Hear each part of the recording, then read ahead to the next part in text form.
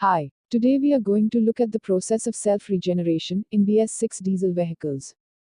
BS6 vehicles have technologies like LNT, lean NOx trap, and DPF diesel particulate filter for better quality of emissions. Regeneration has to be done when the regeneration light is continuously on. If the car is driven repeatedly in low speeds or short distances, then forced regeneration has to be done. Regeneration can be done in three ways. First method is maintain a speed greater than 60 km per hour for more than 25 minutes. In the second method, drive the car at an engine RPM between 1500 to 2500 RPM above second gear. The third way is to perform self-regeneration, which we will look in detailed manner. Even if the light remains after performing any of the three methods, then visit nearest Hyundai authorized workshop. In New Creta, the following message gets displayed on the instrument cluster along with regeneration warning light informing the necessity of forced regeneration. Before performing self-forced regeneration, the following have to be strictly followed and the customer needs to be aware of these things.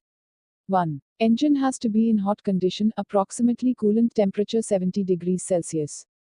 2. Park the car safely, with no flammables near tailpipe of the vehicle. 3. Check if 1/5 of the diesel tank is full. 4. Open hood to prevent engine room overheating. 5. Switch on as many electrical loads as possible and switch on the AC too. If the car has steering mounted buttons for instrument cluster control, then press and hold OK button to start the regeneration process. The RPM will rise to about 2000 revolutions per minute when regeneration is carried out.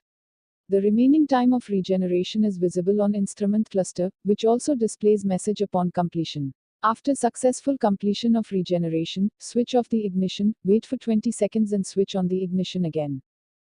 If the car is not equipped with OK button on steering mounted control, that is no LCD type display, then the following procedure may be followed.